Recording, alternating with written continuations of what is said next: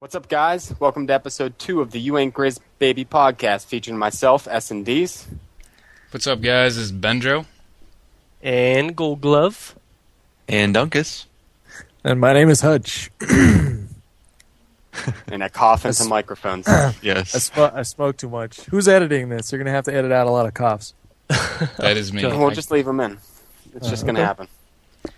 This is real life, son. All right, Doing so it live. Brennan can take the reins, and we can discuss what we're going to talk about, because I'm going to drink my beer. Talk about some topics. So the first topic we had down was the oddest places we've ever gotten a boner. I think I'm going to start with this one. I'm going to start. All right, so I was one of the first people to get picked up from school in the school bus, and I got a pretty long bus ride and up a lot of country roads and stuff, so never failed. About halfway to school, the road would get bumpy, I'd be sitting in the back of the bus all cool, like junior, senior, trying to be cool with the window open and stuff. The road would get bumpy, and the member would be bouncing on the leg, and it would just start to grow, and I'd be like, what the hell, we're about to get to school. Come on, go down. But then I would have to walk into school with Mr. Mini Dunkus pointed upwards towards my belt.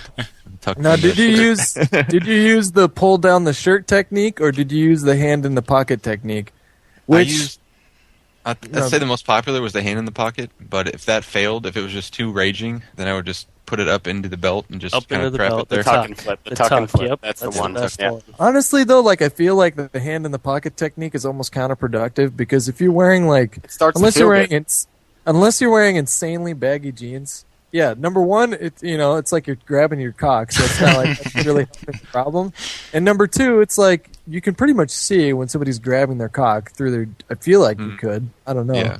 I think it makes it more obvious. When your hand's in your pocket, it's usually flat, and if you're grabbing your package, it's definitely going to be curved into a fish shape, and there's no way to hide that. It's like, hey, look at me. The most effective is definitely the tuck and flip. The tuck, yep, that's the best one. If you sit down and stand up too often, your belt starts to rub on your cock, and then that starts to feel good too. And it's just kind of it's really, I don't know. I don't know where I'm going with that. Well, I'll follow up Dunkus, because my story is kind of similar. Well, when my mom, we used to live in a city that was about a 15-minute drive from where my school was in high school. And every morning, it was just my mom driving me. It was just me and my mom, which is pretty uncomfortable. And we would get around this one bend in the road where, and I just put it together now, Dunkus, when you were talking about your story. I couldn't figure it out, but there was a spot where it would get bumpy. And so every morning on the way to school, I'll be rocking a huge fat hard on with my mom 3 feet to the left of me. And then the rest of the car ride was a struggle to get my boner to go away when I would show up to school. Usually I was fine, because it's it doesn't take much when you're sitting next to your mom. I don't know how long you could really be aroused when you're in a car with your mom, but that's probably the most. I don't have any up on a school play getting a boner stories or anything like that. I think those are pretty exaggerated. I think John's got one. No, mine's bad. All right, so I was a pretty good wrestler in high school. Me wrestling, obviously, I love to rub up against dudes, but it was a Friday night wrestling match at our school. So there's about 250, 300 people there, and I was wrestling a guy from a school named Connellsville. So he was pretty well-renowned wrestler, because they were the best team in our section that year. So I'm going into this match all super nervous and whatnot. And about 30 seconds in, this guy shoots what's called a high crotch shot on you. So it's one arm up in between your legs, and you clench around one of their legs. And when he came up with the shot, he hit me right in the asshole with the palm of his hand. And I think he stimulated my prostate, because I proceeded to have a raging boner in tights in front of about 300 people while I was rubbing on top of a dude. And it was probably the most. I actually won the match 6-5 in a double overtime rideout, and I'm pretty sure he let me escape because he grabbed my boner. I'm fully confident that that's what caused it, but that's the most embarrassing boner you'll ever get. You're in tights, you're rubbing up against another dude in front of 300 people. Even when you don't have a boner in tights, you can see everything. Yeah, you can see a bulge. Too. Yeah.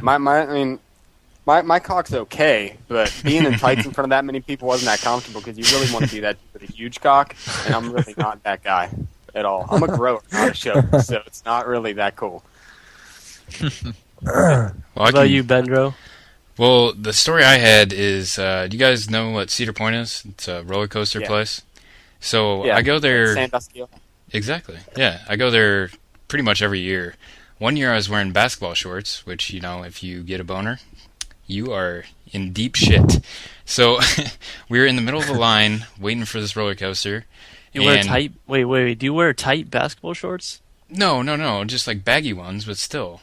I mean, they're really flimsy. They're really flimsy. So if you get a boner, it's like there's really nothing. Like jeans, kind of press it down a little bit, but basketball shorts, yeah, it just lets it. That fucking sail's gonna fly. Yeah, so it was flying. Top Thrill Dragster. It just came out. I don't know if you guys know what that is, but it goes 120 miles an hour, and it flew past me, and I got this rush of air, and there's this very attractive woman right in front of me. So I got this rush of air. It turned me towards this woman, and I guess the combination of the two gave me a huge boner. And I was wearing these basketball shorts, and I had nothing to do with it. So I had to stand in line for the next, I don't know, however long it lasted, and I just had to uncomfortably hold my hands around my crotch for, I don't know, let's say 10, 15 minutes. And it was the most embarrassing thing ever, because you're pretty much butts to nuts waiting in line, for a roller coaster with people you have no idea who it is. It's like 80 degrees out, so you're all sweating, and so that was extremely uncomfortable. Anybody see you? Yeah, I was with my family, so it was extremely uncomfortable. But did you? So you had a boner with your mom. I don't know. I don't know if people saw it, but nobody gave me got shit on me. Everybody saw the boner. Yeah, that's true. You got tight wrestling outfit. Yeah, nobody could miss that. Were you with your mom? Is this another you were next to your mom and got a boner story? Absolutely. Oh, and God. my sister and my dad and all kinds of random hillbillies and whoever else was there. See, I don't think I've ever had a random boner story that's bad. The occasional one, whatever, at school you get them, you tuck it, and you're good to go. But I don't think I've ever gotten one that's, insanely embarrassing. But I guess I do have I was telling John about this story. I guess a blowjob story. But we were sitting, it was one of my ex-girlfriends, we were sitting in a park, in a parking lot. And we're just sitting there, and she kind of just starts doing her thing. And I'm just enjoying it, obviously. I mean, what else would I be doing? Way to make yourself look cool. And no, listen to this. And I look up, and there's a cop driving right towards us. And there's a car parked to the left of us that looks like it's been there for a couple days, but we're parked in the shade because it was freaking hot that day. And so he's coming towards our car, and then obviously, her head was down, so he couldn't actually see her when he first looked at our car. And then all of a sudden he went around the tree, and wow, that's weird. There she is, popped up in the other seat now, because I'm frantically telling her to get her head out of my crotch. And then so he pulls up right next to us, and he's just looking at us the whole time. And to make matters worse, I had swimming trunks on that had been tied. And when I pulled them down, I left them tied, and so I couldn't get them back up. So they're down around my knees, and this cop starts walking over towards me.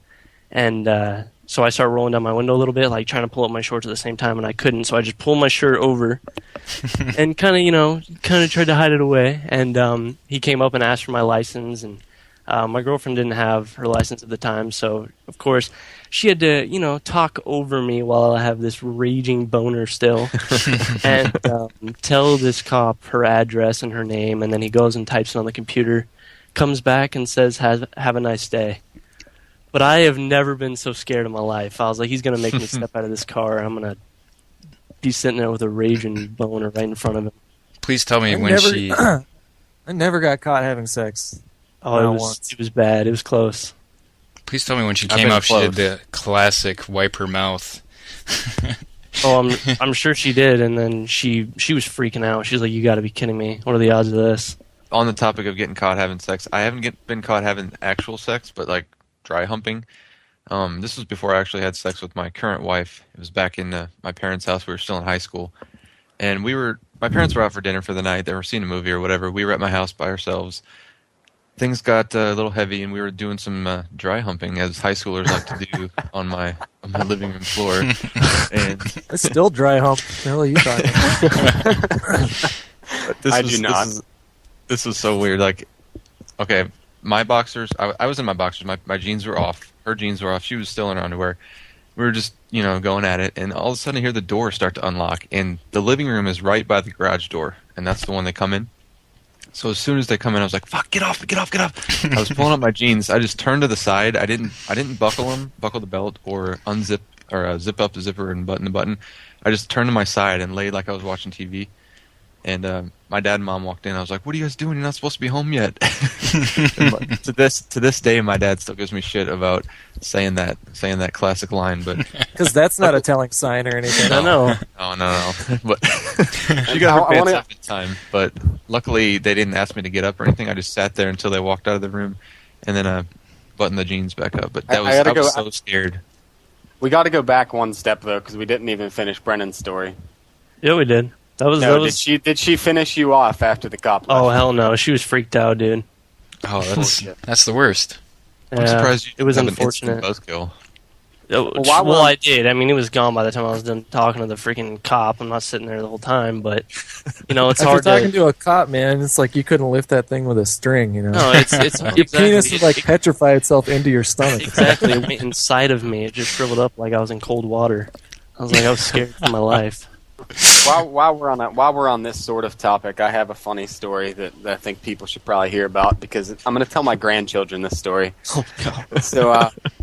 So back in high school, I had a homeroom teacher. She was a cunt. The cunt of a teacher had a really, really attractive daughter. I dated said daughter.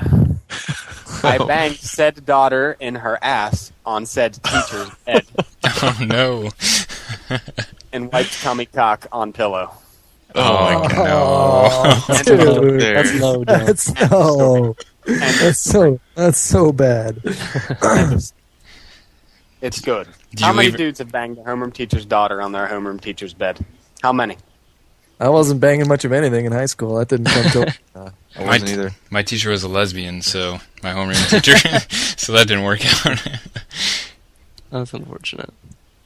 Oh man, but that was good. That was good times. It was good. And then her sister, right? Isn't that what you told me before? Oh God, yeah. And she had another daughter, and that also happened a couple of years later. You legend. You're a man whore. I was a legend back in the day, but I'm not a legend anymore. I got a real quick. Okay, go ahead. Quick boner story to before we move on topics. I recently went to Cancun in March, and they had this little swim up bar. Everybody hangs out in during the day, and we were hanging out there just drinking some beer and stuff. And I turn and look, and this guy is sitting on the edge of the pool. He has like a low cut. I don't know how to explain it. It's not a Speedo, but it's not a full size swimming trunk. It's like up to his high thigh. Like booty shorts? Sitting on the edge of the pool. His hands are back. He's like leaning back. And you can tell when you have like a pants boner. It's kind of small, but like your jeans create like a boner effect. Jeans boner. Yeah, jeans boner. Well, this guy, I knew he didn't have a pants boner. It was a full on boner, and it was sticking up straight to his belly button. And it was in his and everybody that walked by, I was like 2 feet from the guy. He was like, look at this. I turn around, I just get blasted by this huge boner, and I'm like, what are you doing, dude? Sitting on the edge of the pool with a boner. Everybody can obviously see you. Like, I don't know. I wouldn't hide it. Fuck it. Well, I mean, yeah. It's like he was proud You're of in it. Cancun, everybody's partying. The last thing on anybody's mind is, oh, look at his boner. It was See, awesome. cocks that point straight up as if they're attracted to the sun or something like that just freak me out. Whenever I see that in porn, I'm like, I don't know, that doesn't look comfortable to me. No. I've never understood like the bow and arrow boner you're talking about. Yeah. Yeah, I don't understand how that Just works. curves directly upward. That's like from people who like when they were little, instead of masturbate, they like hump the pillow all the time. Just generally curves up. I'm not sure how that ends up happening. Well, if there is such thing as a G-spot, that kind of dick definitely hits it. Because having a wife being in healthcare, she pretty much tells me where the G-spot is. So It's like the natural curves. Like if they curve to the right or the left. yeah, Those are the keepers. Those are the ones you want. You know how to find the G spot. You just make the come here motion with your fingers. Come hither, yep. Yeah. So if you got an upward point, are we really having that talk? Sexual education. We're having it. Oh boy. Don't listen to Dunkus, kids. He's married. His wife has to make him feel good about himself. I think we should move on to the next. All right, we're topic. going from boner stories and sexual education to Black Ops. That teaser that just came out today. It was today, right? Yeah. That was today. Yeah. So, what do you guys think? Well, we should clarify that we're recording this on Monday, so it came out today. So whenever the podcast airs, might be a little later. Right. So, I mean, what do you guys think about it? I'll go first. The thing I like most about it is the theater mode. I don't know what exactly you will be able to do with it, but I don't know if you guys have watched Halo 3 montages, but those blow Modern Warfare 2 montages out of the water. Any kind of Halo 3 montage is better than Modern Warfare 2. So I'm excited to see what people will do with it, first of all. There won't be any cinematics or anything you'll have to record anymore, which is pretty awesome. See, the thing about comparing COD to Halo is that I think that I don't know if the quality of the Halo montages is going to increase substantially, because a lot of the guys that do cinematics, they just cheat it anyways. So they'll and I don't mean that in a negative way, but they'll get their buddy and they'll follow him around in spectator mode or whatever. It's just I think it'll just be less work, and I think more people will be inclined to use those instead of sloppy transitions. They'll add some sort of cinematic to make it look more fluid or something like that. But is it the same theater mode as in Halo? Does it actually record every single game? That's what I don't know. First, it kind of has to. How the hell else are you going to oh, okay, I just had a good match. I want to save that. So yeah, that's true. Now what? You have to assume it'll save your last at least 5 matches or something like that. It might give you an option at the end of your game to store it in a file share or something like that, and then give you a max bandwidth limit or something.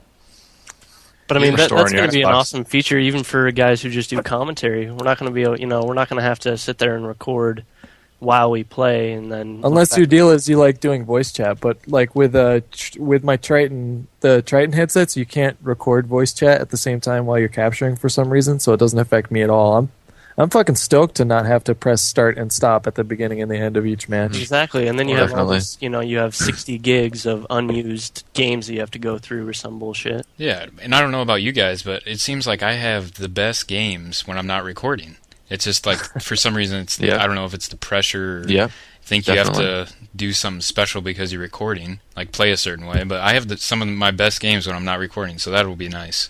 Just not have to worry about it. I think you kind of nailed it, though, because when you're recording, it's let's say you get a 3-kill spray with an MP5, and you know that there's more dudes spawning around the corner. When you're recording, you might be more likely to pull out your deagle and rush around the corner and see if you can get an even longer streak. But if you're not recording, it's nah, I think I'll just reload and just chill here for a minute.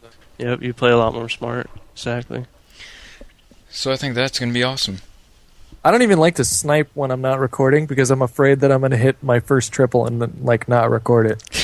That's exactly how I used to be. Yet?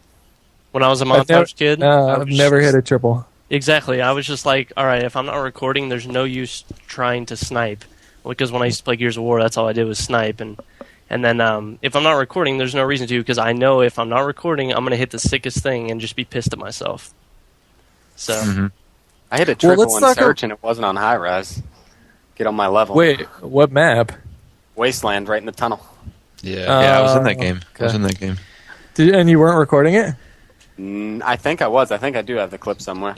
Yeah, you should. You said you had it, so it was epic sure too. I was recording. Everybody, it was a triple followed right by a dirty little quick scope where I turned on some dude.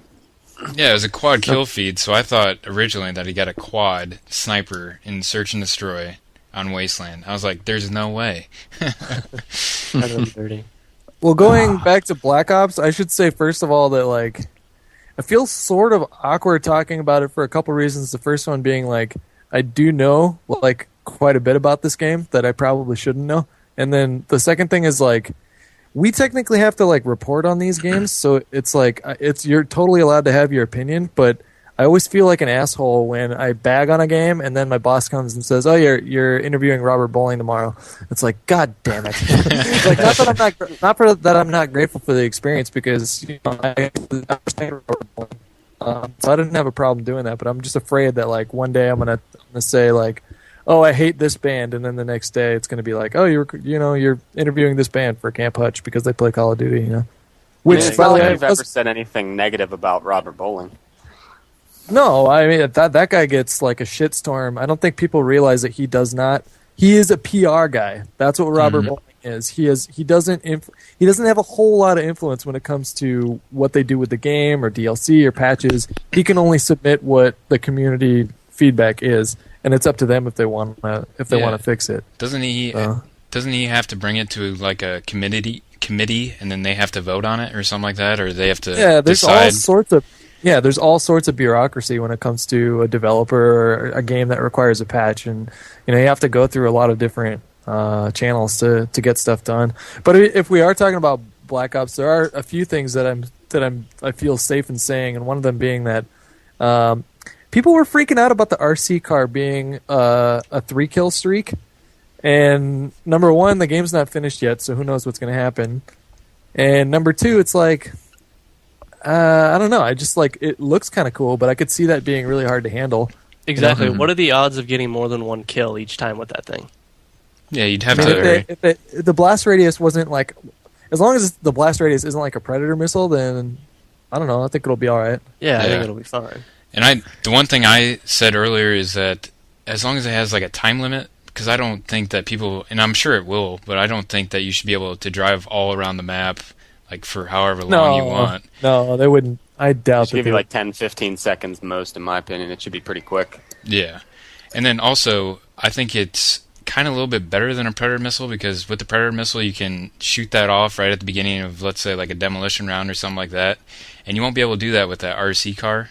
So I don't know if that's maybe a plus. You got to drive it over to their base. Exactly. So I don't know if that's maybe a plus. And I'm sure it's going to yell out like RC car inbound or whatever it's going to be called. So, it's not like it's not going to come out of nowhere. Or you see it on a mini-map or something. Yeah. Here's the thing that I want from Black Ops more than anything else. Like, I really do want a pure, bare-bones playlist with no perks, no attachments, no kill streaks. Yes. Because playing it with all that stuff, while it's fun to me, Modern Warfare 2 started to feel like an arcade game, which is why I don't really play it anymore at all. I played Modern Warfare 2 the other day for like a minute, and I was like, it wasn't even that I was pissed off. I was just really bored immediately. And I went back to Call of Duty 4, and I was having fun again. But if you take away all that stuff, I like pure Call of Duty games, Yeah. Mm-hmm. It's the 60 frames per second. second. Pro Mod's so much fun. Pro Mod was a lot of fun. When we were doing those private matches, we were doing those like every night for like 2 months, and that was some of the most fun I've ever had in a Call of Duty game. The other thing too about this thing is that about Black Ops, about the trailer that I saw, is that it's very reminiscent of what World at War was to COD 4, which is Black Ops looks like a Modern Warfare 2 skin. It looks like a mod. Right. It looks like a PC player went in and just modded the game, which isn't necessarily bad. It's just That's actually where I get one of my biggest defenses for Modern Warfare 2. Like, that's why I still defend the game. Like, I agree that there's a lot of broken shit with it, but I defend Modern Warfare 2 because Treyarch releases a beta, and Treyarch's games feel more polished when they're released, obviously. But that's because Infinity Ward and Treyarch both get the same amount of time to develop games, but Infinity Ward alone is developing the engine every time. It's always Infinity Ward's engines. That's going to take at least a year, so they have to cut their development time in half in comparison to Treyarch. I think you're being presumptuous to say that it takes them a year to make an engine. Modern Warfare 1. Modern Warfare 2 engine was a higher quality COD 4 engine. It's not like they reinvented the wheel. They just improved on the tech. There is so much shit that's been revamped, though. It's still the same base code, though. I'm not disagreeing. The hit detection, everything's changed. I'm not disagreeing with that, but it's not as if they're spending... I don't think that they're spending a year on making an engine.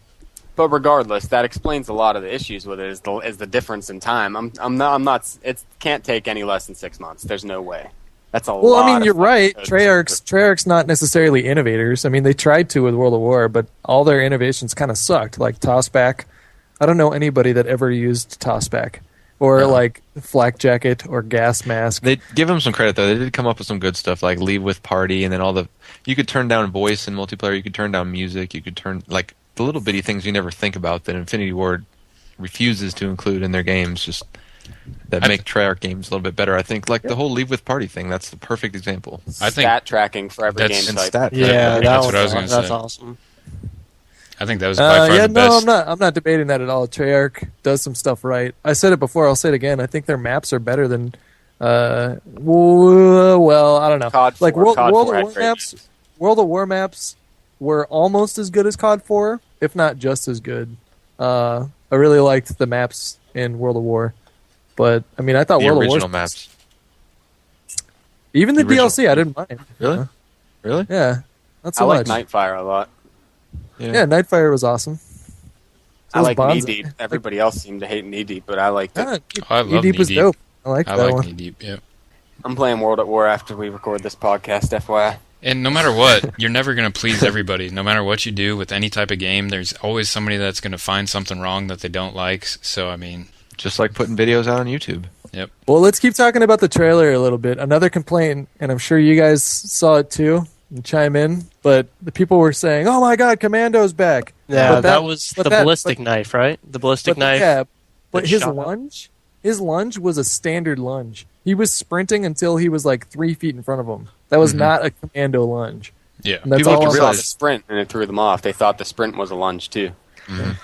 Well, the You have first one, because he gets in the trailer, he gets a back-to-back knife kill, and in the first one, when I first watched it, I thought it was like a ghost knife. I was like, what the hell was that? But then I watched it again, and the knife had actually shot, like he shot him with a knife. Yeah. Yeah. So I was actually really confused at first. I was like, is that Commando? What the hell did I just see? Yeah, it's like a throwing People knife. have to realize that it's a secondary weapon. It's not a knife that you have in your back pocket at all times. He has That's to pull a- that that's a ballistic piece- knife physically out of his pocket and hold That's it. a piece of equipment, I think. Oh, is it? Yeah. So it's the same type of like they're bringing. See, you know what? No, I'm not going to go there. That's a piece of equipment. That's all I'll say on that one. But still, you have to pull it out of your.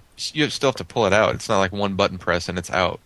Right? Yeah. You can't. I don't think And you you can kill attach somebody. a ballistic knife to a gun. Although I could be wrong. I don't know. Well, Yeah, no, there's a lot to find out. And, I mean, September 1st, is that... I'm confused. Like, they say they're releasing more information. Is that when the beta's coming out? September 1st? No, that'll be a The full what? multiplayer reveal, probably. Yeah, it'll be like if you remember Modern Warfare 2's first reveal trailer was like really like short, like this one, and it showed things like AC-130 and Stinger and stuff like that. And then the second one was the full blown favela capture the flag, where they showed a bunch of shit. Okay. I might have those mixed up. I'm not sure, but No, you're right. it's You're right. it's not. I don't think that they'll release. Like the beta for World of War was only a month long, and it came out at the end of October. So, has it even been confirmed that they're doing a beta? Have they come Yeah, out and said it has you will? been. Yeah, beta? it's been confirmed. And dedicated servers for PC. Fuck yes. Not for consoles. People need to clarify that. Yeah. I don't think we'll ever see dedicated servers on consoles. that's Not way from too much Activision. money. Battlefield. Yeah. Battlefield does have it, but EA servers are shit. They're not No, good I servers. I meant for Call of Duty. I know that Okay. there's other games that use it. Okay. And then you My have the. biggest thing. Oh, good.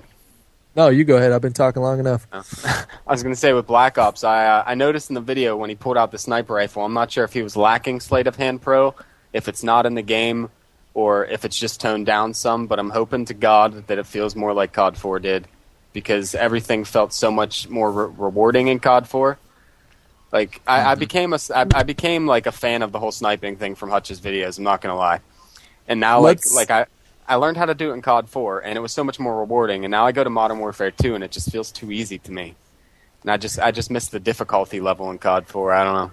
I agree with you, but quickscoping, some kind of way to speed up the aim down sights is coming back for Black Ops.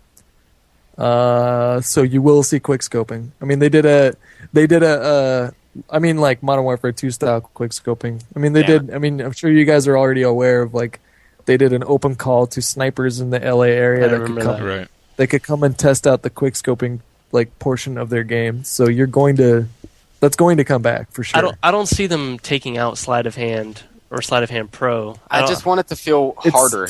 It's not necessarily I guess, attached. It's not necessarily attached to the sleight of hand perk. Like we don't know anything about something completely different. Yeah, it might be a whole new perk or an attachment or whatever. Yeah. Maybe. I mean, I don't know. I literally don't know the specifics on that. But because if you're going to take perks out of the game, I think sleight of hand is at the bottom of the list. Probably. You know. Oh, no way, dude. No way. I love sleight of hand. You play hardcore headquarters? No, that's what I'm saying. That should be the last one they pick. You know. Right. So. It's a great I use it with assault rifles in search. Yeah, it's really nice. So, what do you guys think about that? That what was it? The kind of the torque bow from Gears of War, but they put it in Black Ops. I'm hoping that explosive thing takes up a grenade slot or something. Otherwise, it's going to be super dumb. If you watch the trailer, you only get 2 arrows. Really? Yeah. So it's like an RPG or something like that? So it's like a thumper or something, yeah. I just hope it has a trajectory and it's not like a sniper, like it shoots a straight shot, let's say. So I think... I doubt it. I doubt that it would shoot straight like all the way across the map. That seems unlikely. Yeah. Like if it has... Even if it has like a battlefield, like, you know, atmosphere effect, you know, drops a little bit, as long as it doesn't shoot straight, cross map, no scope, ladder shot, rape shot, you know. Well, all the elite snipers too are going to be happy that the sniper that they did show was a bolt action. So there's going to be in fact, it looked like an op. John, did you notice that? It did. Yeah. It did. It looked like an op, but I think Wings of Redemption said what kind of gun it was, and it wasn't an op. But it looked just like one. And if it has that op sound effect, because that was the most epic part of using the op in Counter-Strike, was that sound that it made. It was loud. Like the op was more of like a cracking, piercing sound. The sound that it made in the Black Ops trailer was like a huge boom. It was just like a really, it was just like a big boom. I don't know, a lot of bass. That's what I heard. People need to realize it's not the M40 because the M40 is not loaded by a magazine, a clip. It's a single bullet load. Yeah, people were like, oh my god, it's the M40A3, it's coming back. Well, they saw a green bolt action and they went ballistic. So. Yeah. I don't know why people are so attached to the M40. Like, I like the R700. R700 was shit in my opinion. I think any bolt action is fine. Doesn't really matter what it is. Yeah. Was I the only one, or did you guys think that holographic sight, did that not look like the one from Blacklight Tango Down? I mean, that looked almost like Blacklight. The whole gun. Yeah. They even have the smiley face on the side of the gun, like from Blacklight, which is kind of weird. Somebody, I forget who told me it, but somebody said that they saw a clan tag in the gun, like actually like tattooed in the gun. So I don't know. It's on the back of the gun. Yeah, I saw that in Trout's analysis video for it. Yeah, that's where it was. Okay, yeah. So that's your clan tag was etched into the gun. Gray's baby guns. YAGB. Which might be kind of cool. I mean, that'd be cool customization aspect of it. Just something different. Yeah. Did you guys pay attention to the recoil at all? Like, because I couldn't notice a whole lot of recoil. There wasn't. No, with the assault rifles, it looked like the recoil was really minimum. The FAMAS had 0 recoil. Was the FAMAS shooting fully automatic? Yep. Yeah, it is a fully automatic gun in real life. In real life, you can switch between. Yeah, you can switch. Yeah, it has different firing modes. It'll be like Counter-Strike, maybe where you can switch the mode. Maybe. Oh, that'd be cool. I really don't. I don't want them to switch that out, man, because it's like you'd have an M16 and an M4 in one. I mean, there'd be no reason not to use that gun if that was the case. If it had the stopping power of a FAMAS, let's say, and then the accuracy of an M4, that'd be game over. I hope they don't do that. Somewhere I've read that the FAMAS is coming back full auto only, but I may be wrong. Yeah, there's so many just rumors right now. You really can't, I mean, I'll talk to you guys. I'll talk to you guys when we're done recording. But I got some stuff for you. All right. I mean, it's like when the game is still months out. The game could completely change. This is the whole point of the beta anyway, so they can fix stuff. I don't know if they're going to release the beta in October and the game in November. They're not going to be able to change too much. No. Maybe just for example, Halo Reach just went gold. The beta for World at War was a glorified demo. I mean, like they fixed a few glitches, but like that was it. Map glitches, getting under the map and stuff like that. They didn't change any fundamental aspect of the game though at all. Exactly. As far as I remember. It's just a way to get people attached to the game, like bring new people in. If they make the beta free for download, like without even pre-ordering, it's just a way to market. Yeah, and what was up with Modern Warfare 2 throwing out that beta or demo or whatever, like right now? Well, that's just them being able to put out a demo now. I don't know. That was I don't dumb. know why they... Who's going to play that now? They're just trying to give their game even more legs than what it has right now. I mean, it's like they have the time. They have the time now. I have a feeling that they didn't release a beta because it's like what John said. It was a new engine. Like they were probably still working on Modern Warfare 2 like right up until the end. Yeah. And so it's just like when you don't have time, you just don't have time. But Treyarch has probably a little bit more time now because they're working with pre-existing tech. Exactly. Well, I mean, graphically, the game looked a lot better. Not a lot better, but it did look a little bit better than Modern Warfare 2. Just World at War looked better than World at War looked a little bit better than COD 4 did too. Yeah. I don't know. I think I would take issue with that because I liked the animation for knifing or throwing a nade just looked so bad to me in World at War. Yeah, I'm talking like a pure texture resolution. Like if you were to take a screenshot of each of them and put them next to each other, you can see that there's far more pixels in like the background of World at War than there is in COD 4.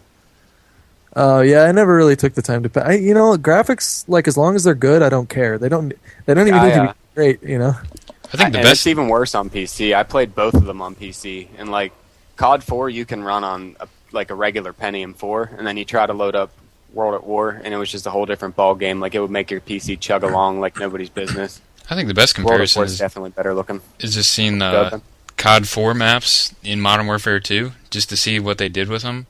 Adding a few more textures, a few more layers, whatever they did. I mean, it looks beautiful now. I mean, you look at Strike. The lighting. Yeah, it's the lighting. Yeah, they fixed. I mean, like the biggest thing that they tweaked was the lighting.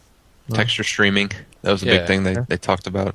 I mean, people give Carnival so much shit, but I think it's one of the most beautiful looking. Like all the textures, all the detail. I mean, it's just brilliant. Like I was trying to do some cinematic type stuff, and I was just flying around the map. And there's just so much stuff that if you don't take the time, like in game, to look at it, you will never see it. I mean, there's so much detail. You can fly outside the map, and there's a highway going outside the map that you can see, like when you're inside the map. But you'd really have to pay attention to it. There's just all kinds of simple little stuff that is just better. And I like Carnival just overall. I think that's a good. I think their second map pack was good. Yeah, it was great. I liked all the maps. Like even Trailer Park I hate Carnival. grew on me. Carnival's objective placement is kind of sketchy, but other than that, the map is... Trailer Park is an excellent map. That's one of my favorite maps now.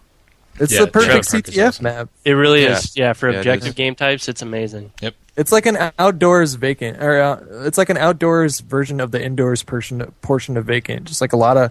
Like I was sort of afraid that map was just going to be a clusterfuck. Wow. that map was going to be a clusterfuck, but...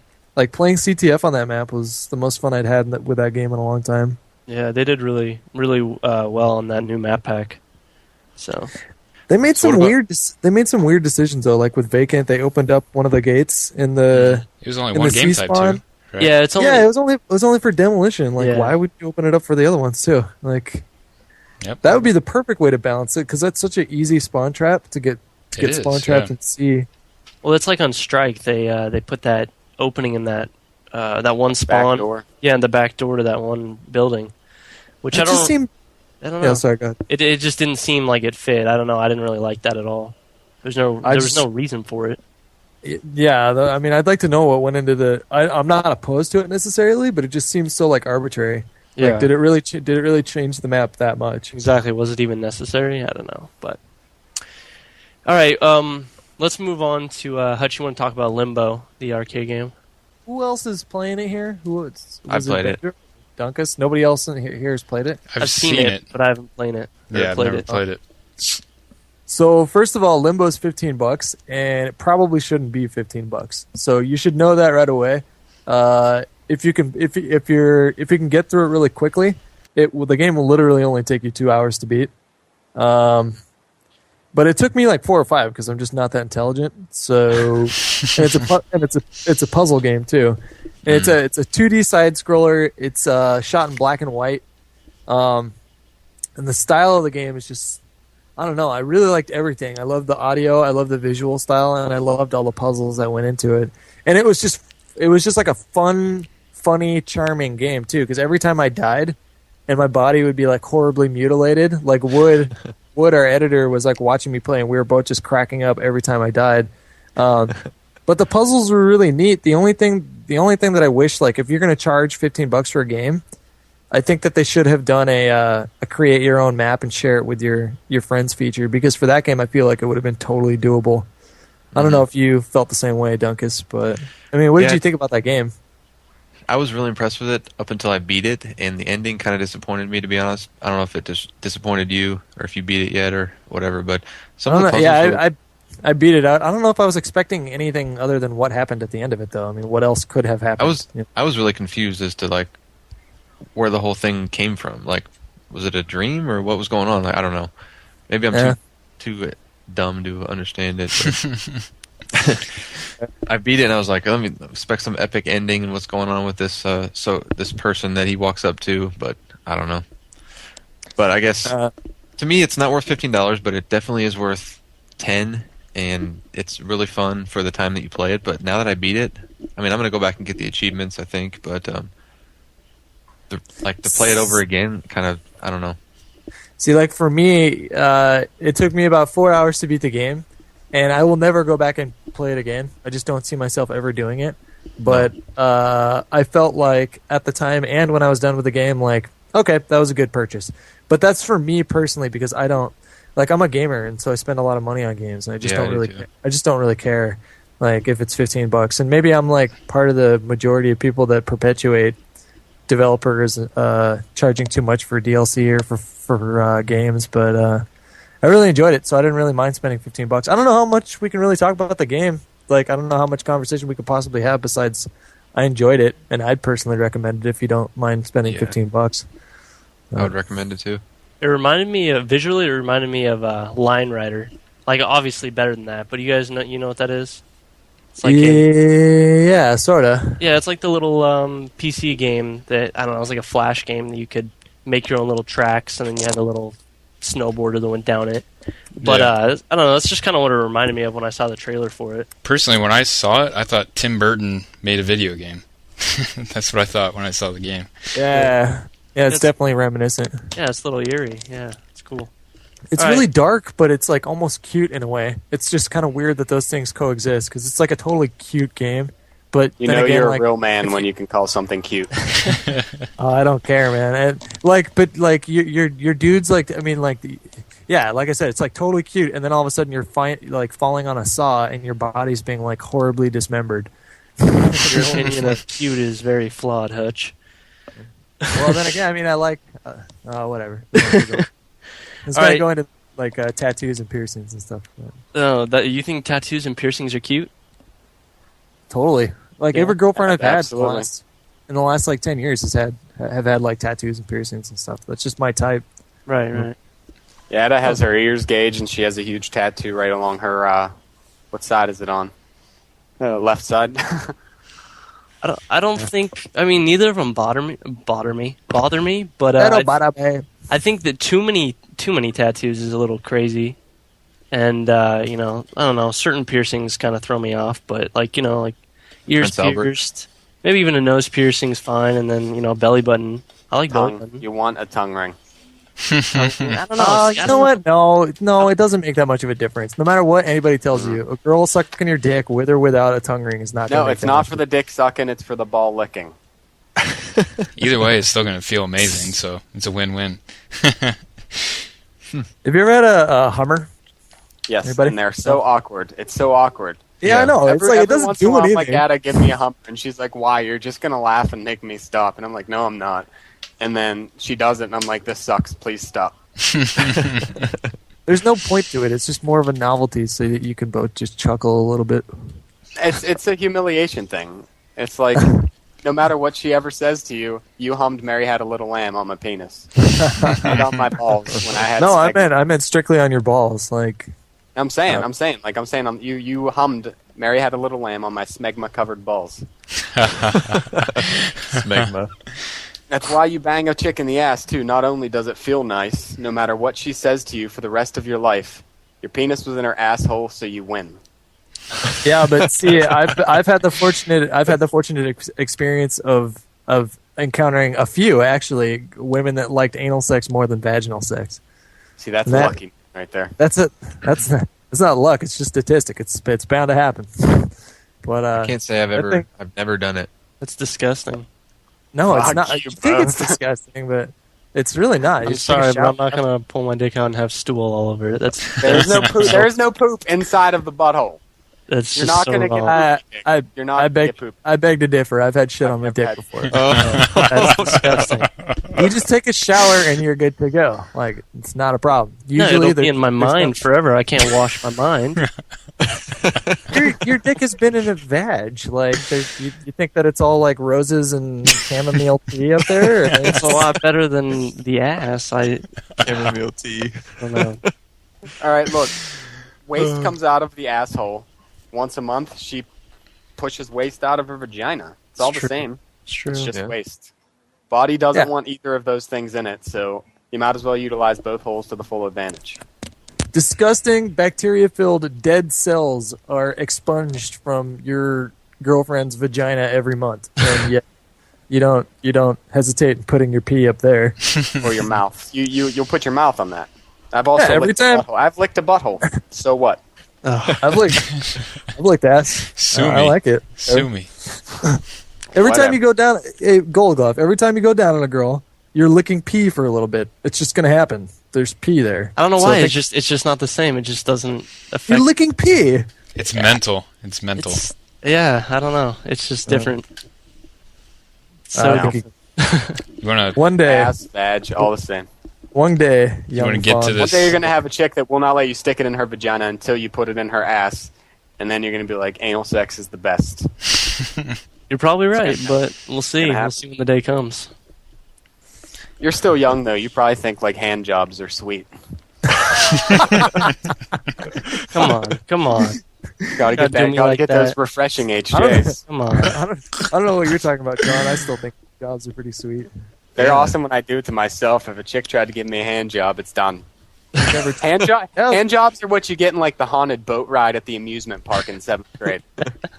That's what Hey, hand dude, jobs. a proper BJ cannot be complete if a hand job is not involved somewhere. There's true. when there's a mouth and fucking her saliva all over it. There's a big difference. The mouth and hand at the same time does not constitute it as a hand job. Well, it's a combination. It's like an That's fucking, that's yeah. mouth. That's mouth fucking. Combo breaker. No, mouth fucking is Mouth mouth fucking. Yeah, when you grab her by the head and you just go. Oh god. You get vigorous. Have you ever had a chick gag and like puke on your cock? That's a question. No, Okay. Oh boy. hell no.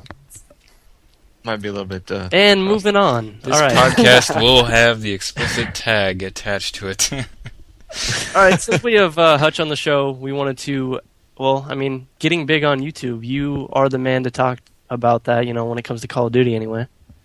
I mean, Well, one of them now. There's a lot. yeah, there's a lot of them now, but I mean, originally, I mean, even originally, there was Blame Truth and Excalibur above me in subs for a long time. It wasn't until like December where I hit the number one spot, whatever you want to call that, and then Adam just passed me. And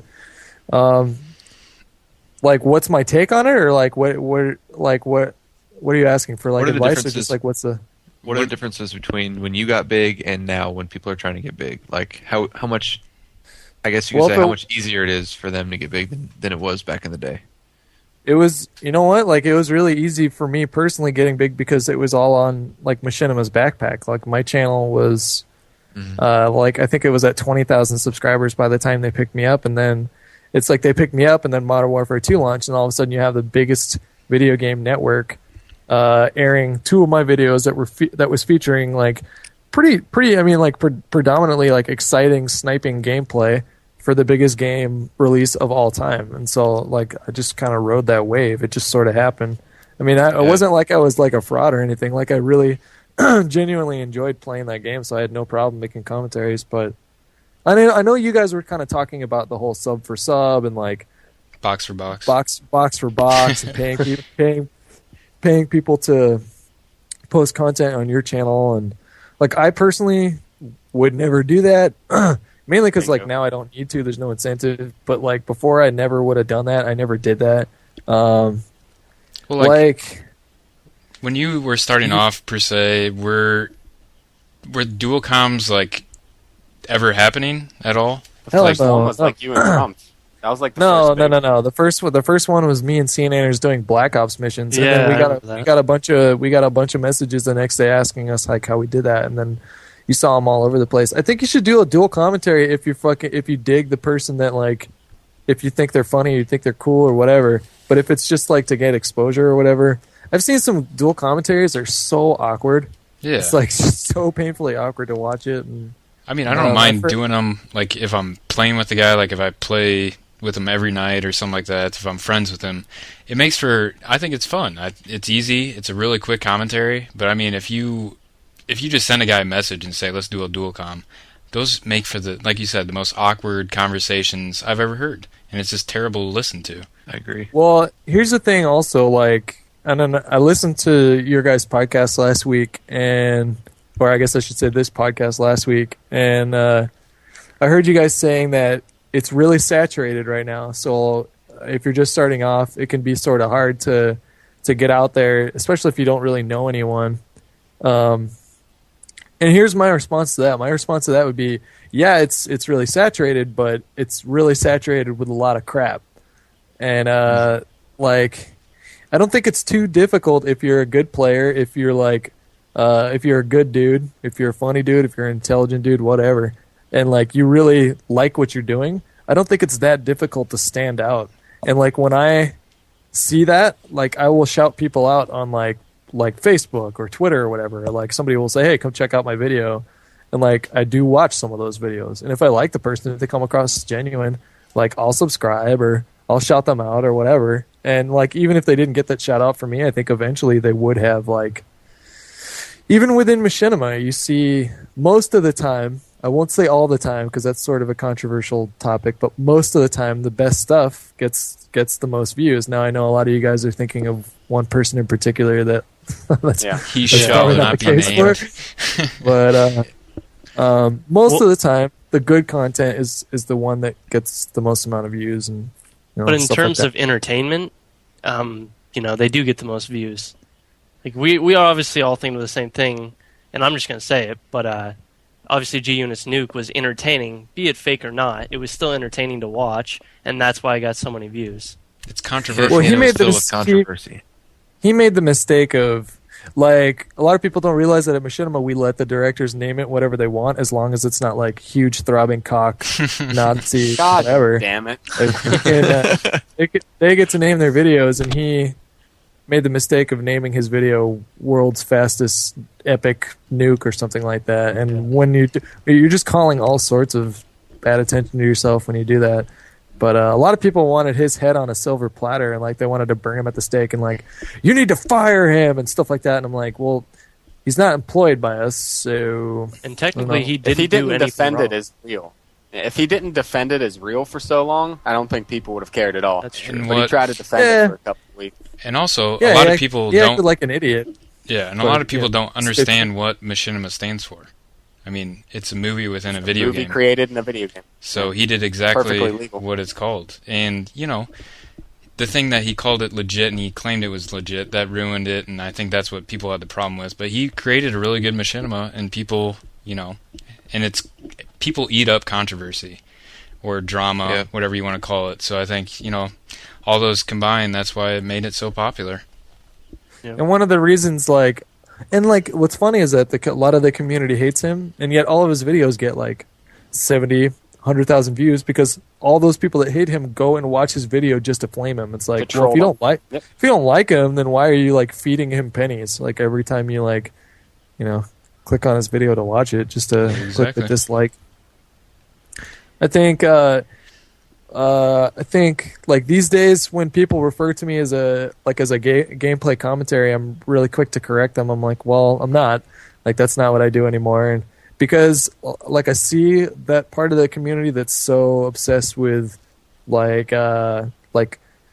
knowing someone famous or becoming famous, or I see that side of it. It's becoming more and more predominant. At least maybe it's just human nature to fixate on the negative stuff, but I sort of want to disassociate myself with that because I don't like that particular direction. Then I see your guys' videos, and I've seen all your videos, and all of you guys come across as genuine. And so I don't have a problem with anybody here, obviously. But that's just, I don't know. That's not the case for a lot of stuff I see out there, and I see a lot of petty bullshit. That's why I'm really quick to say, well, I'm not a gameplay commentator, so. It all depends on what you're trying to do it for. Like, I'm pretty sure that all of us do this for fun. Like, if we didn't enjoy it, we wouldn't be doing it. And that's actually, I'm not going to talk about it, but I mean, that's why I stopped making so many videos, is because I wasn't enjoying it anymore. And, it's just like, I do it for fun, and as long as it's fun, I'm going to keep doing it. So, and people do it for the wrong reasons, which ruins it, which is unfortunate, but... It's like today, I was looking through messages because I was working on Call of Duty Weekly today, and there's people who message me that just say, I want to get more subs, so put me in your show. I'm just like, delete. Like, that's not the reason that I want to put you in my show. I want to put you in my show because I find you, your personality's interesting, or I think people will find you interesting, or you're funny, or you're a good, like just a genuine person. That's the whole point of this whole commentary thing, is just to be a good person, I think. And to, what's that? It's such a weird subculture. Like, it's just such a weird, eclectic group of people. And unfortunately, I found that a minority of times you'll run into someone who's like a level-headed dude, because most of the time I find that, like, well, there's a lot of kids, first of all. Yeah. And, like, Squeakers. That's just... and kids, I got nothing against kids. It's just they're not emotionally they're just, you know what I mean? Like, and that comes across, and it's that popularity contest mentality of junior high school definitely, like, shows through with that kind of stuff. And then there's just a lot of people that are just, like, really, really obsessed with reaching some status. Subs. I don't know. I mean, well, I'm a kid. I mean, I'm considering like you kid. four. Yeah, I am though. Look, I'm saying, considering the age of like the average big channel, he's actually kind of young, and it's weird to think that. I mentioned that in the last podcast. Like, this seems like such a childish hobby, but the majority of the big channels are in like their low to mid 20s. Optic Predator is one of the biggest ones out there, and he's like 15. Yeah, but then again, he doesn't really talk that much. Yeah, exactly. He doesn't do commentary. Yeah. So. He's 8. Is Logan 18 yet? He's 17. No, I'm he's pretty sure young. he's 15 or 16. I thought he was 17. Yeah, I think he's 17. He's young. He's young regardless. But either way, It doesn't matter how old you are. I really think it depends on how you sound, because there are 12-year-olds that they have deeper voices than me. And, and if they sound mature, if you sound intelligent, basically, I don't really think it matters how old you are. You just can't act your age, basically. That's my personal opinion about it. I act way less than my age. The other thing, too, is if you don't have anything to say and you keep talking anyways, then I think that's going to show. Like, lately, there have been times where I've started a commentary. I'm like, you know what? Nope, not doing this tonight. I have nothing to say. Until just recently, where I started talking about God, or I started talking about religion. And then that made me, like, I used to study that a lot, and I've gotten back into studying it again because I'm like, I've always been really interested in that. And so, like, that's easy for me to get on a microphone and, like, talk about that, because, like, I do enjoy talking about that, or I do enjoy reading the comments and all that stuff. So yeah, as long as you have something important, it doesn't have to be important, but as long as you have something to talk about, and you're not just, I don't know, just talking to talk, people are gonna notice that and be more interested in what you have to say. All right. I concur. I find that I have that problem a lot. I don't know. Like, it's not a problem per se, but it's like when I go to make a video, I want to talk about something. I want to talk about something in the gameplay. I want to talk about something in my life. And if there's nothing there, then I just don't do it. And sometimes I go a week without posting a video, and it's like I see these guys posting 3-4 videos a week. I'm like, how can you? Like, sometimes they're just talking about random stuff. Like, why would you want to do that? Just I don't know. I tend to put a little bit more effort than your average person, and I like random isn't necessarily bad as long as you're articulate. Yeah. If it's just as long as it's random with a purpose. That's I mean, like my last couple of videos. Well, I stopped doing videos for a little bit. I took a break because of the whole thing going on, and then my last video, I just talked about what the hell's been going on, and people are interested in that. Sadly, I don't want people to be interested in that, but well, I think it's out of empathy, dude. I think people build a relationship. I think like listening share to people yourself talk with them as a human. Yeah, I mean, that's what I try to do. Exactly. I think that's what everyone should do.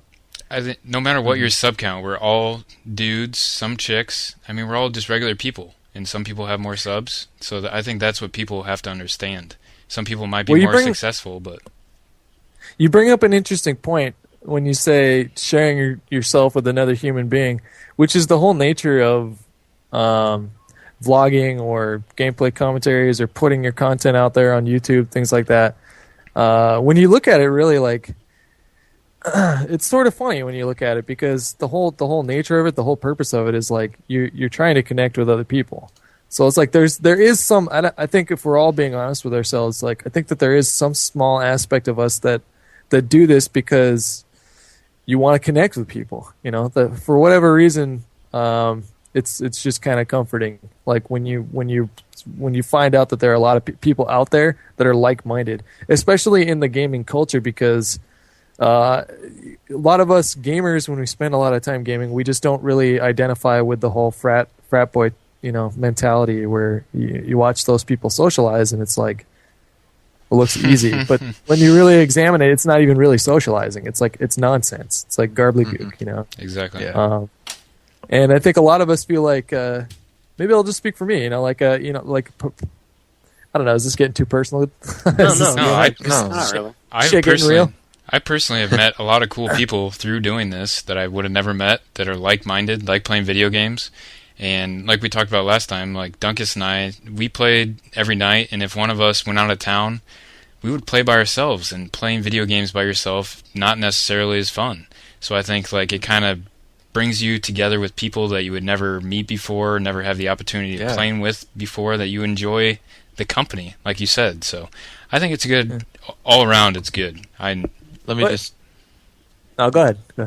I just want to chime in real quick before you get started. I don't know. It just feels like without getting too sappy, it feels like I've made like legitimate friends from this. I don't know. I feel like I can call John up one night when I'm wasted and just drunk dial him and talk shit to him or something. I don't know. You've done that on a golf course before. That's something I would do to my friend. Like I would have never expected to do that from meeting people on YouTube. It's just been a cool experience so far. I don't know. Well, I mean, it's really funny, and I don't mean to be contradictory because I fully recognize my own motivations for doing what I've been doing for the last couple of years. But part of it does come from like almost like this approval-seeking behavior.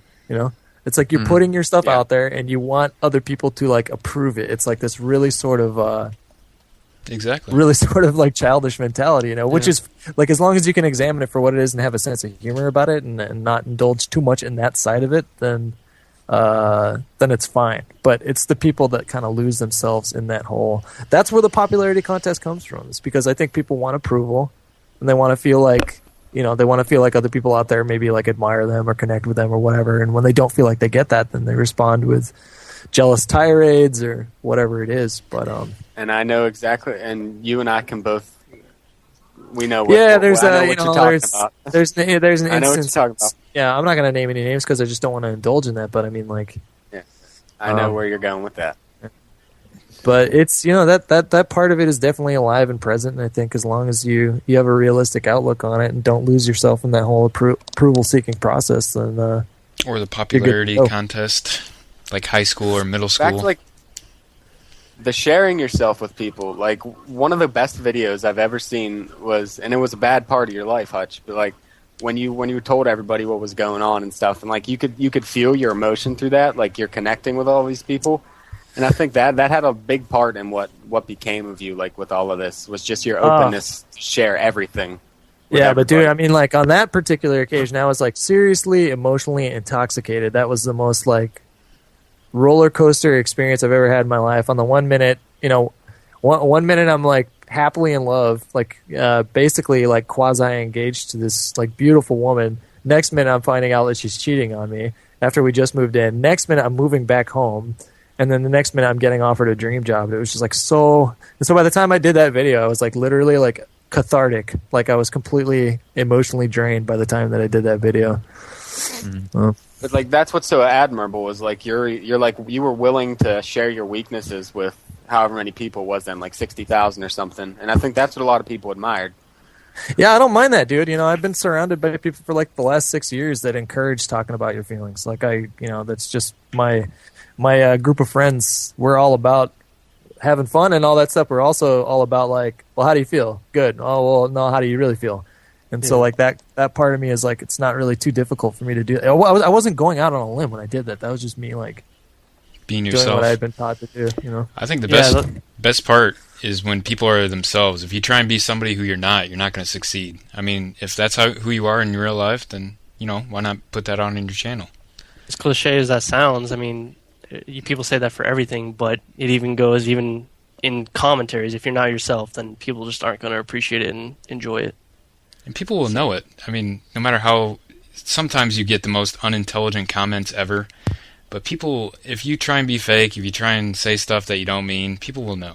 They know. So it's like, actually, Hutch, you said like you've always been raised, I don't know, maybe not raised, but you just kind of talk about your feelings, you talk about things. Oh, no, I wasn't raised like that. Hell no. That's really? I think that's a minority. Was anybody here? Like, did your parents ever, like, really, like... When I was younger, I wasn't, but to be honest, since my parents divorced, my mom has always taught me to talk about everything. And, and then I'm the same way with that to this day. And I even do that, in my commentaries. If I have something to say that's bugging me, I'll say it. I'll say it in the commentary, and I'll tell, however many people are going to watch the video. That's just me. I'm just an open person. It doesn't matter. Within reason too, because you got to have boundaries. You can't right. Like, there's some things that I'm not going to talk about. Yeah, exactly. But like basic human emotions, like telling people, yeah, that really hurt my feelings when my fucking girlfriend cheated on me. Like I don't think, because who can't identify with that really? Like, how am I going to feel weak with that? Like, There's no there was no reason for me to feel like I should be ashamed of anything. And some dude, I ran into some dude in a COD 4 lobby where he was like, the lobby ended and he was like, Hutch, how's your girlfriend? I was like, wait, what? Who is this guy? And he goes, how's your girlfriend, man? I was like, I don't have a girlfriend, dude. And then he started playing that one part of the video where I was talking about it being like the worst month of my life. He just kept on playing it over and over and over again, like a loop. And I think he thought that it bothered me, but it was like, dude, if I thought that, if I was self-conscious about that, I wouldn't have put that on a channel with 100,000 subscribers, Exactly. like I don't. And then when you announced your job at Machinima and you almost cried at the end, I will admit that I shed a tear. I shed a tear. I was actually, I actually wasn't even crying. Like, I wasn't even close to crying. It was like emotional. It was an emotional time, but I had done enough crying in the last like 3 weeks at that point. There were no more tears left. I was all dried up. I got that CD. I have that Shin CD on my iTunes at work, and occasionally that song will come up, and it'll just instantly bring me back to that video. I don't know. Something with that song is going to be tied to that video from now until forever. I don't know. I fucking love the Shins, man. It was a great choice for a song. It was probably the best you could have picked. It sort of felt a little My So-Called Life or Dawson's Creek, but whatever. I still watch that video to this day. I watched it like 2 weeks ago just to hear the song. Yeah? Just to hear the song. I just want to look at your pretty face. I was emaciated, man. I was like as skinny as I am now. I was like 15 pounds lighter then because I was just not eating that much. And aren't you working out now though, or did you stop that? I kind of, I'm not gonna lie, kind of fell off the wagon but I'm still gaining weight because like I'm actually, eating right when I'm down here, or at least eating 3 meals a day. So yeah. When you're like when you're a broke waiter living in San Francisco, it's like you subsist on just like not a lot of food, Yeah. Energy drinks and ramen noodles. I fucking can't stand ramen noodles. What? So. They're so good, dude. You're crazy. Not when you eat too much of it. It's disgusting. You get sick of they're things. Delicious. It's so simple. No. I like them for breakfast because they're like nice and light, and I don't like heavy breakfast. But dinner, hell no. Yeah, it's not filling, but it's not a bad like little side dish or anything like that. I'll eat them. I'll make some after we're done. And play World of War. While you're playing World of War. Yes. Things that will happen include that. So we got one more topic here before we're out of here, right? I guess fisting. Are we talking about fisting? Is that really what No. It was the relationship in gaming. Oh, right. Okay. Should I start that one off? I should probably start that one off. Sure, go ahead. Yeah, go for it.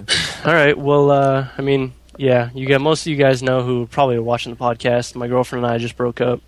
We've been together for like 2 years, but I guess our relationship in gaming, it was not tied together at all. She was in some of my videos, but I pretty much had to like beg her, and I was just like, it's not a big deal. You can be in my videos, and like no one's gonna care. I think she's just more embarrassed by the fact, and she pretty much hates it.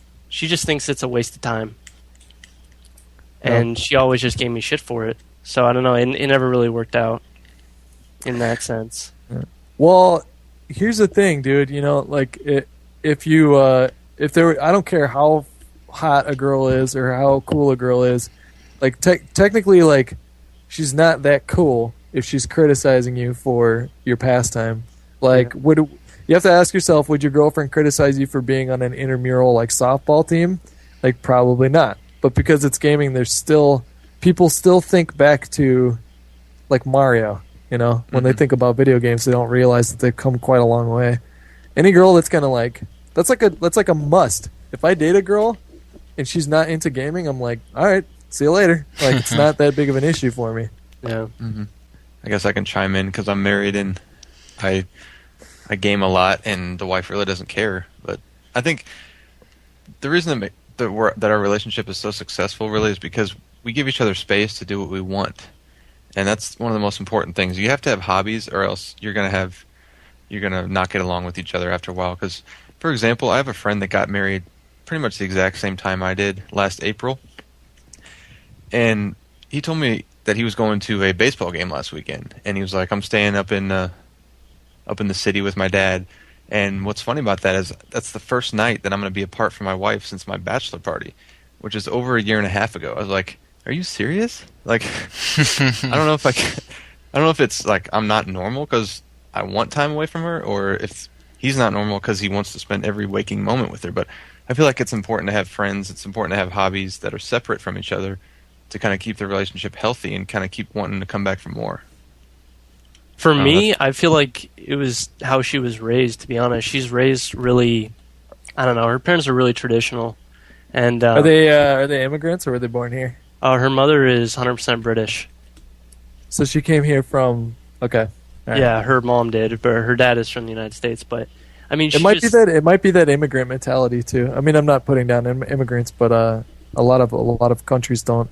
They haven't really gotten to the point where the U.S. is when it comes to gaming, Yeah, and I mean, they're a lot more traditional. So she's more, I don't know. She doesn't believe in the whole knowing people, like talking to you guys right now. Like, she wouldn't agree with that.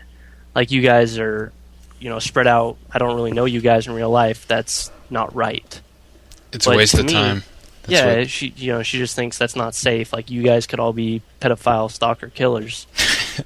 While that's true. You could be, but I mean, you're not. I mean, I don't know. It's no different. It's no different than having an acquaintance. Like, I'll never be BFFs with someone who's on Xbox Live because it's just not the nature of Xbox Live. Right. But like, I'm not gonna call you guys when I'm like emotionally distressed.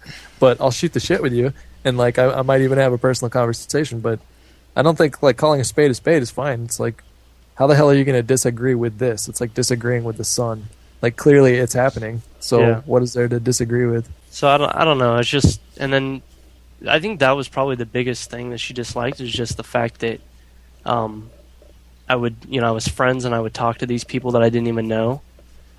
And that would just, I think that just kind of freaked her out because she's just so on the mentality that everyone is out to get her in the world, I guess. Well, here's the thing, dude. You're young, and like right now, you're focused. You need to just go fuck people. Like, that's just what you gotta do. Yes, when you're in your early 20s, like I had a similar story, dude. I was with a girl for a year when I was 17 years old. I thought she was the sun, the moon, and the stars, and then you get a little bit more life experience. You realize that, well, that's one experience of many experiences that are going to come. Like, now's the time where you go out and you be reckless. You go make mistakes and then figure out what you don't like. Just got to learn from it. Just keep on moving forward. Just wrap it up and go to town. Yeah. Yeah, but then you can't feel anything. So That's very true. I'm just playing. You really can't though. So what about you, John? I mean, Ada doesn't give a shit. I'm the same way as Dunkus. We both have like our own hobbies where we both do our separate things, and sometimes we'll play games together. You know, I bought a Wii so we could do that. She'll play. You know, her and I have done like Spec Ops missions and shit on Call of Duty. Like, if she wants to play with me, she can play with me. If she doesn't, she'll sit there and watch. She thinks it's fun to watch. You know, and she'll go out with her friends one night. I'll stay at home and play video games. I'll go out with my friends. She'll stay at home and fucking knit me a Gryffindor scarf or something. Like, it's just, as long as you have time for them and time for something else, there's no way that they should clash with each other. Like, I don't spend all of my time gaming. All of my time gaming really is late at night when she's asleep because I'm an insomniac and she goes to bed at 10. Yeah. But like during the day, I might jump on for an hour while she's in the shower or while she's doing whatever she's doing. But I'm not going to like spend my entire day playing games when she's here. But if I did, she wouldn't give a shit. I mean, as long as there's time for her, and as long as her and I do things together, sometimes it's healthy. The more time you're with somebody, the more time there is for you guys to fight. The more time you have apart, the less time there is to fight. Her and I only spend 2 days a week together, like all day, and that's Saturday and Sunday. And that's from like when I wake up at noon because I'm lazy as fuck and I'm not getting out of bed until she goes to bed at 10. We'll go grocery shopping. We'll go to Bed Bath & Beyond or IKEA or something. And then I come home and I turn on my Xbox and she goes to sleep. Yeah. I think Dunkus hit it on the head with. It's not even like. I feel like if you looked at it deeper, you'd find that the issue probably wasn't even with video games. It was probably because this particular individual wanted an unreasonable amount of attention. Like, you have to allot yourself. Like, both parties involved need to have their own life. If you don't, then your life's just become completely enmeshed, and your problems become their problems. Like, that's not the point of a relationship. The point of a relationship isn't to necessarily take on someone else's depression or loneliness or whatever is going on that day. You're like supposed to be the rock. You know what I mean? You're supposed to be like the person there to support, not to commiserate. So it's like for as catastrophic as my last relationship ended, it wasn't because I played too much video games and didn't pay attention to her. It was because of something completely unrelated. Yeah. Total like incompatibility lifestyle wise that just came to a head. But her and I both prioritized respecting each other's need for me time. It's got to be a priority. Exactly. I love my me time. Also, masturbation. You should, even if you're tied in a healthy relationship, in a physical relationship, you should also masturbate. Just saying. I'm not going to disagree.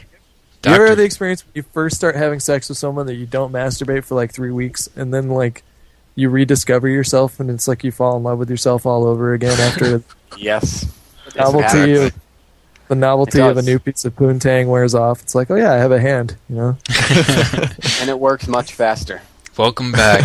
Welcome back, I disagree old with friend. that, but you can get yourself off quicker than if you fuck something, John.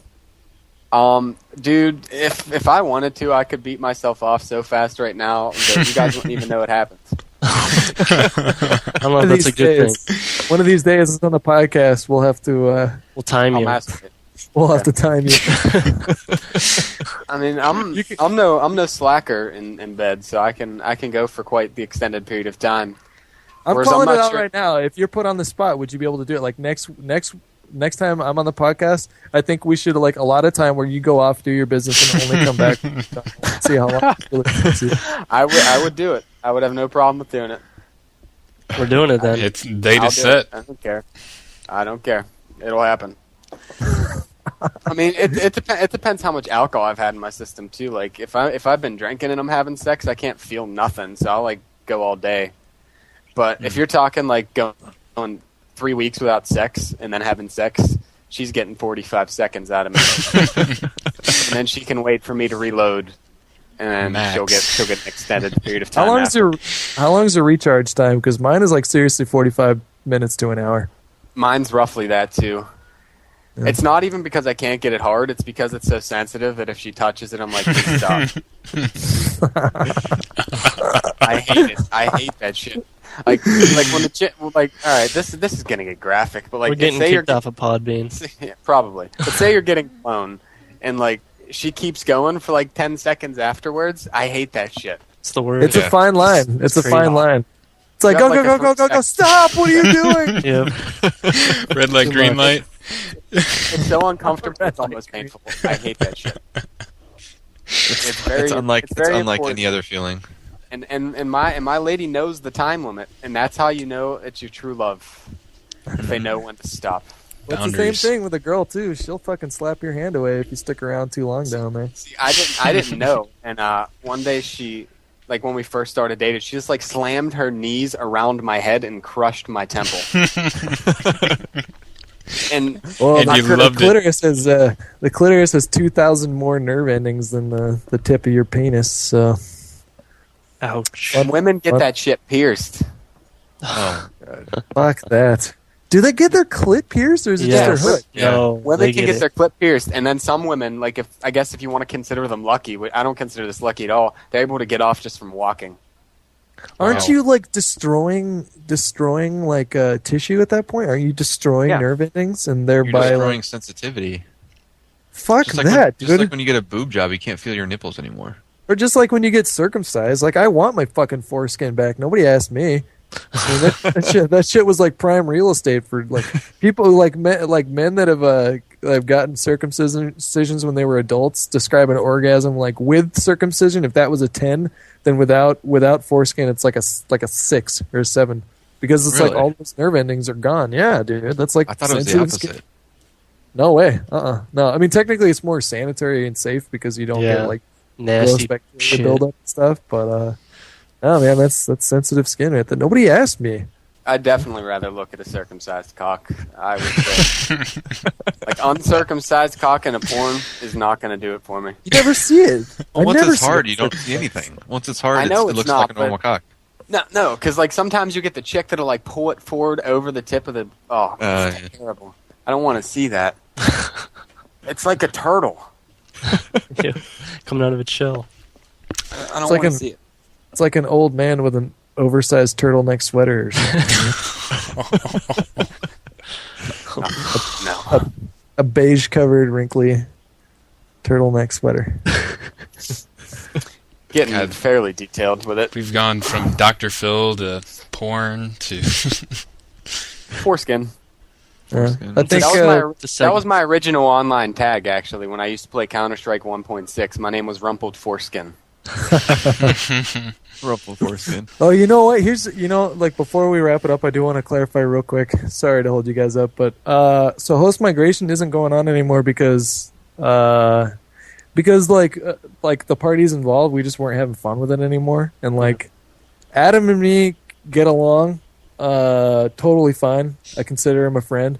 But if you guys listen to the podcast, we disagreed like all the time, and that it ended up being like more of a strain than anything else. So I know a lot of you guys liked that podcast, and we might do like a reunion episode or something like that. But for now, there's no plans to continue it.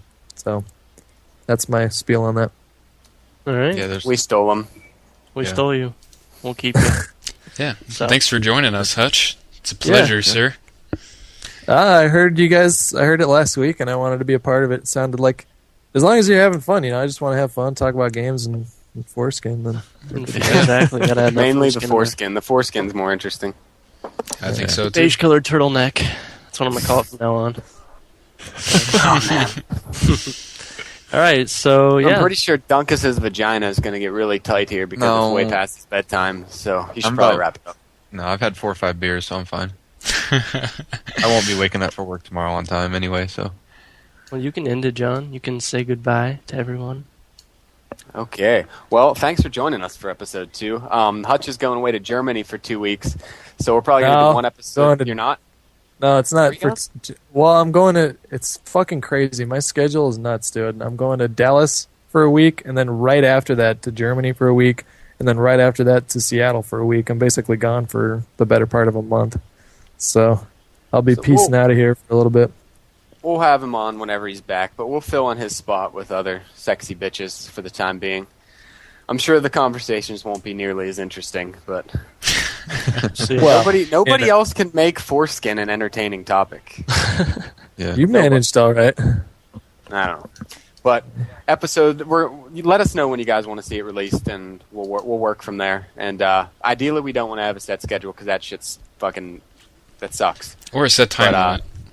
Yeah, set time limit. We're just gonna talk about games and dicks And how it goes. And, but I hope you guys enjoyed this podcast. We'll let everybody sign themselves off. This has been Essendies, and I hope you enjoyed. I'm Goldglove and I'm out. This is Bendro. Foreskin. Thanks for coming. Thanks for listening, guys. This is Dunkus.